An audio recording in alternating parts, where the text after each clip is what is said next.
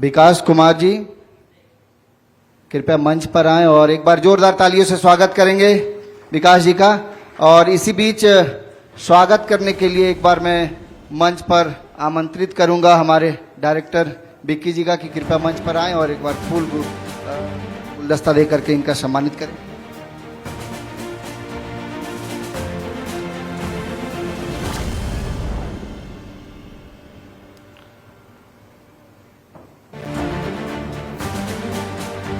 एक बार जोरदार तालियों से स्वागत करेंगे। तालियों की गूंज हो जाए एक बार। तो अगली कड़ी में विकास जी के साथ संवाद का सिलसिला आगे बढ़ेगा और इस बीच मैं अपने दोनों साथियों को मंच पर आमंत्रित करूंगा इस साक्षात्कार के सिलसिला को आगे बढ़ाने के लिए। हमारे सहयोगी आशीष सिन्हा और मेरी सहयोगी माधविका की वो कृपया मंच पर आएं और इस साक्षात्कार के सिलसिला को आगे बढ़ाएं, सवाल जवाब के सिलसिला को आगे बढ़ाएं, संवाद के इस सिलसिला को आगे बढ़ाएं। बेहद शुक्रिया।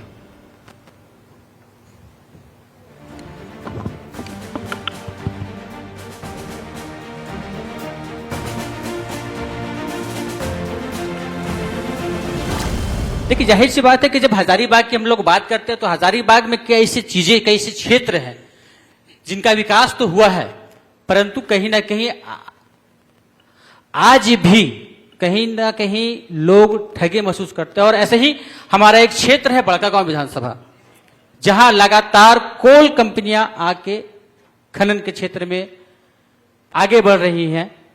ऐसे में एक आवाज उठता है, हरियाली कहां है, हाथी के कॉरिडोर कहां है, जल जंगल जमीन की लड़ाई करते हैं। और हमारे बीच विकास जी बड़कागांव से यहां पहुंचे हैं। स्वागत है विकास जी आपका। किन मुद्दों को लेकर लगातार आवाज उठाते रहे हैं और अभी हाल ही के दिनों में 10 जुलाई को आपने केरेडारी प्रखंड में एक बड़ा जनसभा किया था, हजारों की संख्या में लोग वहां पहुंचे थे और अपनी आवाज को आपने सीओ के माध्यम से सरकार तक पहुंचाने का प्रयास किया था। पहले हम लोग हमारा सवाल कि किन मुद्दों को लेकर आप उस जनसभा का आयोजन किए थे। सबसे पहले सभी को जोहार, और मैं आभार व्यक्त करूंगा कि इस नक्षत्र टीवी के इस मंच में हमें आमंत्रित किया गया।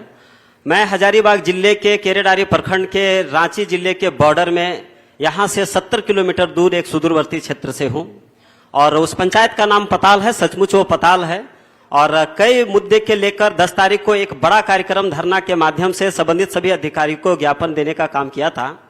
उसमें मुख्य रूप से मांग है कि आज क्षेत्र के जो सुदूरवर्ती क्षेत्र है वहां जहां शासन प्रशासन की नजर नहीं जाती है, वहां कई ऐसी गतिविधियां करती हैं जो बड़ा ही संवैधानिक तरीके से बहुत गलत लगता है।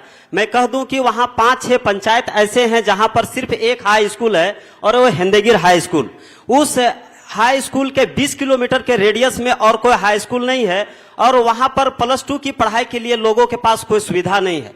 लोग रामगढ़ या पतरातू दूसरे जिला में जाते हैं, वहां के प्रखंड के विद्यार्थियों को प्राथमिकता मिलने के कारण हमारे क्षेत्र के लोग पढ़ाई से वंचित है। दुर्भाग्य की बात है कि वहां +2 के लिए वहां भवन निर्माण हुआ, हाई स्कूल के पढ़ाई के लिए बहुत अच्छा भवन का निर्माण हुआ, लेकिन पिछले 10 सालों से वहां पुलिस का कैंप चल रहा है। उसके लेकर सर लोगों में बहुत आक्रोश था, जो आपने अपने कैमरों से कैद किया कि लोग कितने बड़े पैमाने पर आए और उस चीज का विरोध किए कि पुलिस कैंप को खाली करो और वहां पढ़ाई चालू करो। ये वहां के लोगों की मांग है। तो आप समझते हैं कि अगर विद्यालय परिसर में अगर कोई पुलिस कैंप चलेगा तो प्रशासनिक मामलों की गतिविधियां वहां पर होंगी, वहां पर शोर शराबा प्रशासनिक मामले में होगा तो पढ़ाई के वातावरण में कितना प्रतिकूल प्रभाव पड़ रहा होगा आप समझ सकते हैं।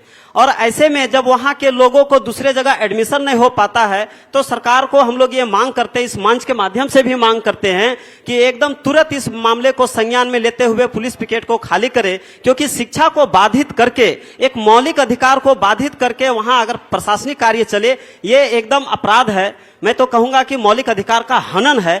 तुरंत इसको संज्ञान में लेकर खाली करके वहां +2 की पढ़ाई के लिए अपग्रेड करना चाहिए, पढ़ाई चालू करना चाहिए, ताकि उस सुदूरवर्ती क्षेत्र में लोगों को भी पढ़ने का अधिकार मिले और +2 की पढ़ाई या आगे की पढ़ाई लोग कर पाए। क्योंकि उतना सुदूरवर्ती क्षेत्र में आज भी लोगों का जीवन स्तर बहुत ही सर बहुत ही स्थिति गड़बड़ है। तो ये बातें हैं। दूसरी बात है कि उस क्षेत्र के लोग जल जंगल जमीन पर ही निर्भर हैं। वहां पर 2-4 कोल ब्लॉक आवंटित हुए हैं और पूरे कर्णपुरा में 35 कोल ब्लॉक आवंटित हुए हैं, जिसमें 305 गांव विस्थापित होने वाले हैं। तो पिछले जो अनुभव है उस अनुभव को देखते हुए लोग बड़े सजग हैं कि उनका आजीविका का क्या होगा, उनका विस्थापन होगा तो क्या होगा, इन सारे विषयों के लेके बहुत चिंतित है। साथ ही साथ कई विषय पर वो धरना था, जिसमें एक जमीन का रसीद के लेके है कि जब से ऑनलाइन की प्रक्रिया हुई है तब से हम लोग देखते हैं कि खतियान में बहुत सारी गड़बड़ियां हैं, रजिस्टर 2 में गड़बड़ियां हैं, नाम में, प्लॉट में, खाता में बहुत सारी त्रुटियां हैं। इस त्रुटियों को सुधार करने के नाम पर में भी वो कार्यक्रम हुआ था।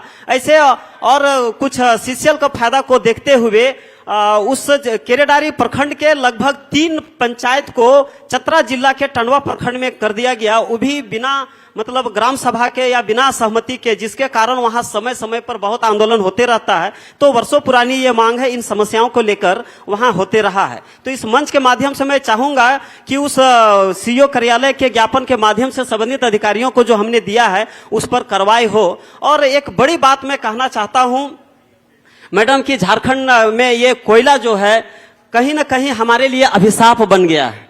अभिशाप ये बन गया है कि इन संसाधनों को देश के विकास के लेकर कोल ब्लॉक आवंटन की जाती है, लेकिन आप लोग को जानकर बड़ा हैरानी होगी कि सरकारें इस तरीके से समझती है कि जल जंगल जमीन और कोयला खनिज है, इसका वो सर्वे सर्वा मालिक है। सरकारें ये सोचती आई है, इस तरीके से फैसले लेती है कि वही संप्रभु है। लेकिन मैं ये भारत का संविधान लाया हूं, मैं बड़े ही चैलेंज के साथ कहना चाहता हूं कि भारत के संविधान में एक भी ऐसा आर्टिकल नहीं है जो यह कहता हो कि जल जंगल जमीन और खनिज संसाधनों का मालिक सरकार है, कहीं नहीं कहता है। यह बहुत बड़ा विडंबना है कि लोगों के बीच में यह मैसेज गया है कि 3 फीट के नीचे सरकार मालिक है और हम सिर्फ ऊपर के ही मालिक हैं। यह सबसे बड़ा झूठ है। एक भी ऐसा आर्टिकल ऐसी बात नहीं कहता है। लेकिन जब अगर हम संविधान को देखेंगे तो संविधान का 39B ये बात कहता है कि जन समुदाय का भौतिक संसाधनों का स्वामित्व और नियंत्रण समुदाय के अधीन है।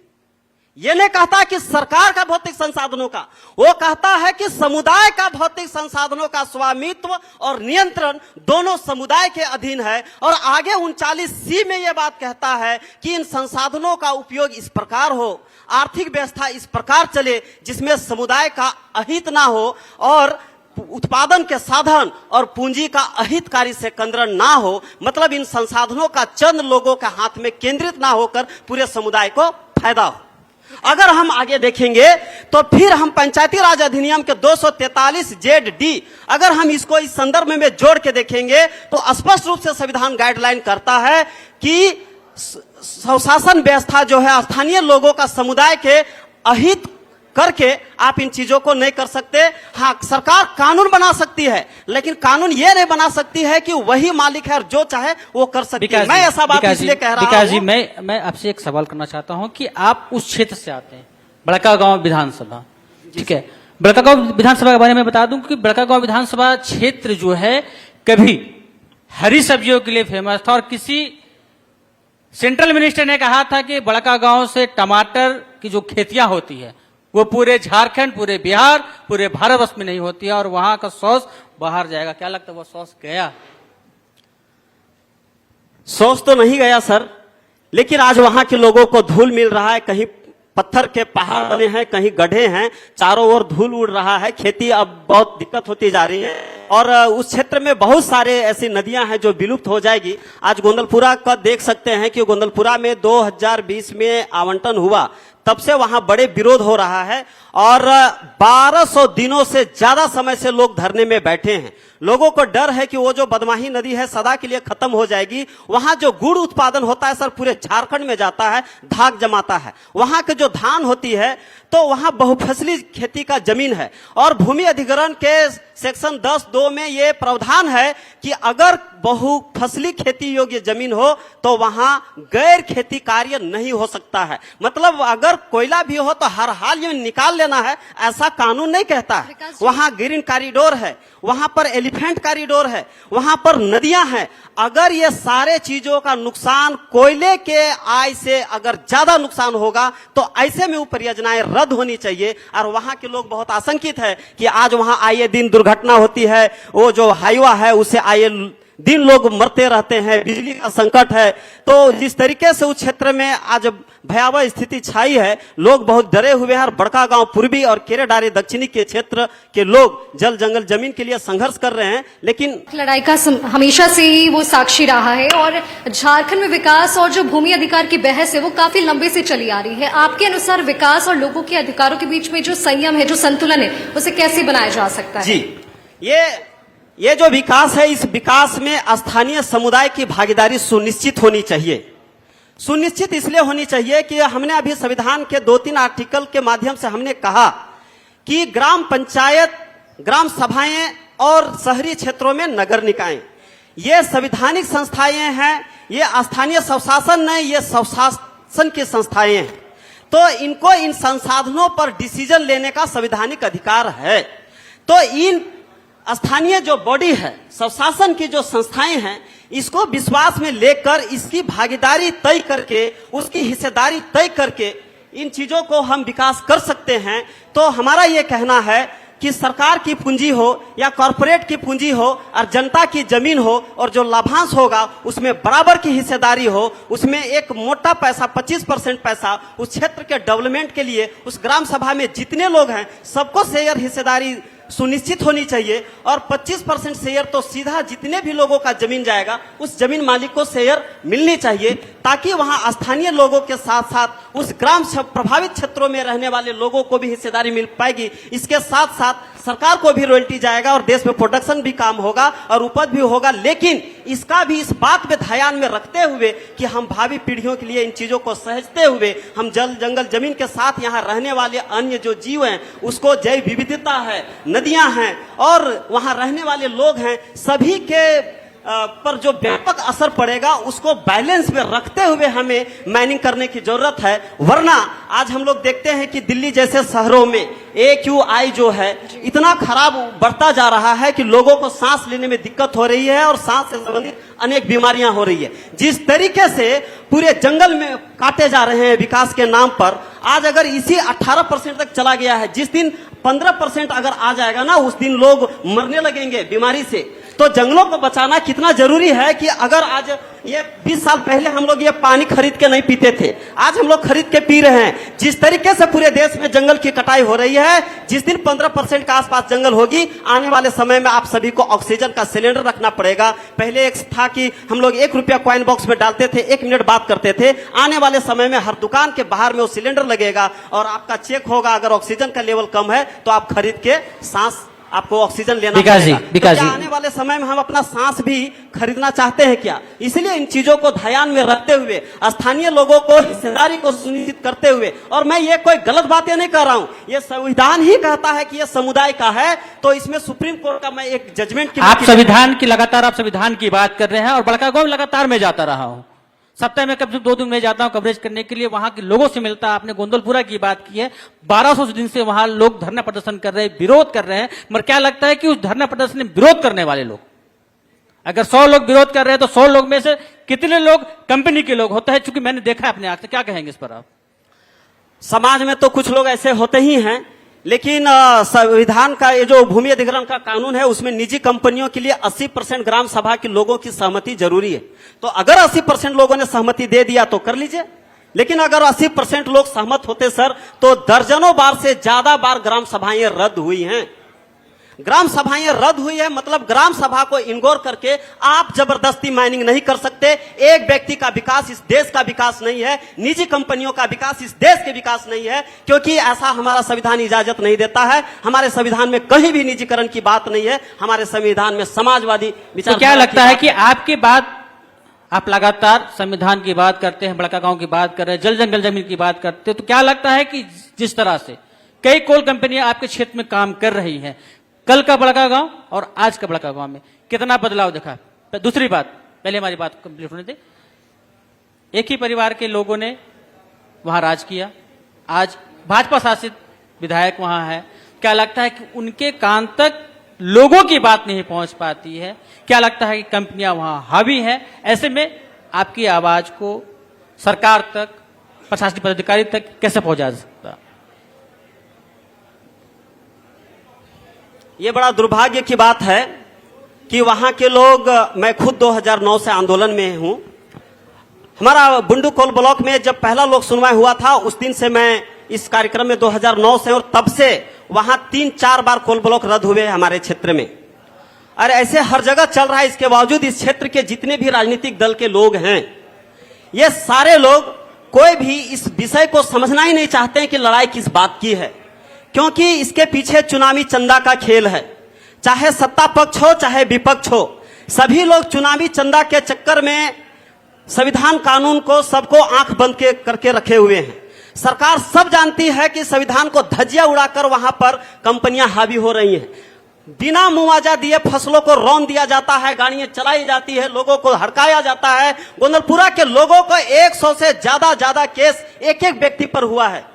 एक व्यक्ति पर 150 मुकदमे हुए हैं सर। तो इस तरीके से क्या वो लोग आतंकवादी हैं?